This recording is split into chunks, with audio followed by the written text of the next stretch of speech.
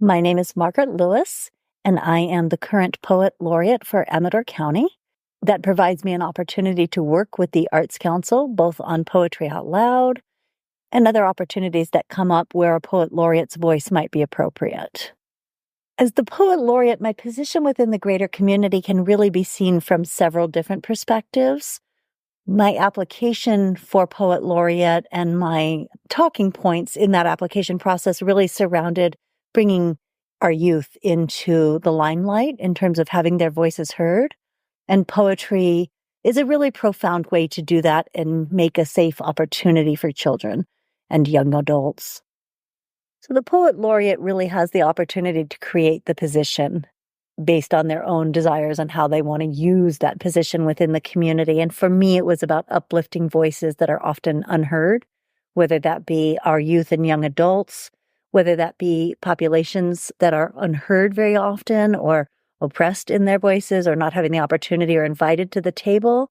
So sometimes that looks like making sure that BIPOC voices are heard, that LGBTQ youth have an opportunity to have a voice at the table, those kinds of things. And using this position to do that also provides an opportunity for education around poetry itself, but also around the way that we use our words and how we can have civil discourse, even within groups that don't necessarily agree with one another on a variety of topics. While the formal definition of civil discourse is eluding me at the moment, I would break it down just as the words say, the ability to have discourse or communication in a civil manner. And what that means is really bringing ourselves back to Communications 101, the ability to listen to another in order to understand them, as opposed to listening to them in order to respond before we've taken the time to hear them.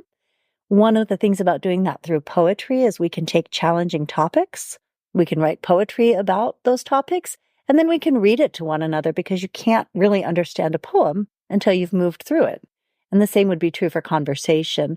So using poetry as a starting point for listening to understand as opposed to listening to respond becomes a really creative, grounding, and important tool in communications, especially in times like these when we are so often ready to bounce or jump on someone whose opinion appears to be different than our own before we've really understood.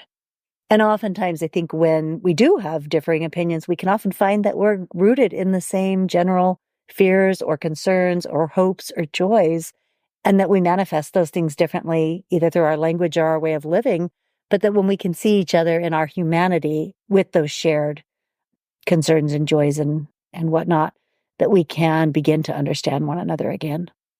I think that's the beauty of poetry in terms of talking about how we can distill it down to a universal experience, or archetypal things that come out in poetry in terms of whether it's grounded or whimsical, magical, or rooted in really raw emotion. All of us share those things, and how we manifest them in our lives or how they show up in our lives, how we experience the world around us through those different lenses can all be distilled using poetry into language that all of us can hear and understand. And I think that that's true of the arts in any form, really. It gives us an opportunity to express in a way that nothing else can.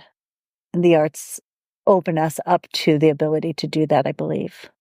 One of the things that I wanted to do with my Poet Laureate position was to invite people into, as I've said, this idea of civil discourse. And so my thought had been to put together a workshop wherein we could introduce people to the basics of poetry, give them some performance arts training, and then expand that outward into an ongoing poetry writing where we would introduce topics for civil discourse and begin that writing process through poetry. When that was proposed, the executive director of the Arts Council said, "This sounds like a wonderful opportunity for our Poetry Out Loud students. Is that something you'd like to do to begin this?" And so that's how Find Your Voice was born. So what we ended up with was this amazing 6-week workshop, which was meeting once a week on Wednesdays for a couple of hours per evening. We brought in guest speakers that included everyone from the prior Amador County Poet Laureate, Deja Douglas, and myself. We had Linda Torin, the Calaveras Poet Laureate, a local artist, Tracy Carlton, did some work. And then we brought in Lee Herrick, the State Poet Laureate, as well as Tama Brisbane and the WOW spoken word poetry team out of Stockton. And together through those workshops, we introduced the youth, as I said, to just a variety of different aspects of poetry, from fundamental writing of poetry to the poetry out loud workshops themselves to the performance art behind poetry. And what was most exciting about that was that each week our group grew almost consistently each week in number. That was very exciting.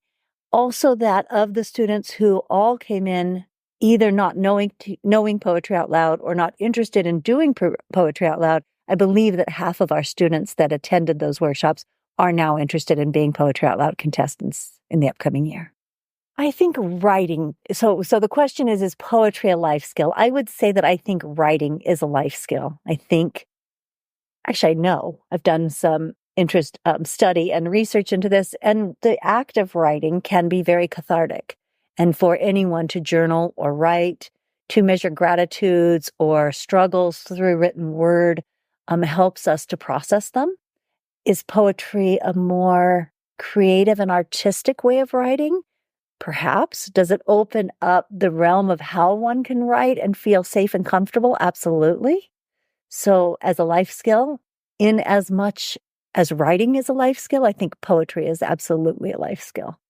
And it's invitation into emotional intelligence as well, which I think is another thing that is a life skill that we don't always see overtly taught in our schools and in our even families. And I do think the ability to name and identify emotions and feelings is a powerful, powerful life skill. And to do that through poetry allows, again, kind of a container within which to do that isn't perhaps as vulnerable as it might be in other ways. Again, poetry in terms of how it allows us to redefine ourselves, or what I might call retell our stories or reframe our stories, is a container, again, within which to do that kind of reframing that gives us the ability to be creative with it, to try it on for size, to turn it around and change it, to bring it from multiple angles. I love that you talked to Lee about that, because his poetry project as the state poet laureate is this idea of writing about your hometown or your state from your own perspective, and just hearing the varying ways that people perceive communities, the state, larger areas, like you said, family units, whatever it is, the perceptions can be so very different day to day even. And having the ability to write that down and not only share it with that group, but also to go back and revisit it and notice that we do tell our stories differently. I'm reminded really profoundly of a poem I wrote, and I don't have it with me at the moment, but it was about Amador County after the Butte fire and how undivided we were, how united we were, in a way that you never stopped to think even for a moment what somebody else thought about a political issue or a religious issue or a community issue, that we just helped one another, and how quickly that dissipated when we forgot that. And I think poetry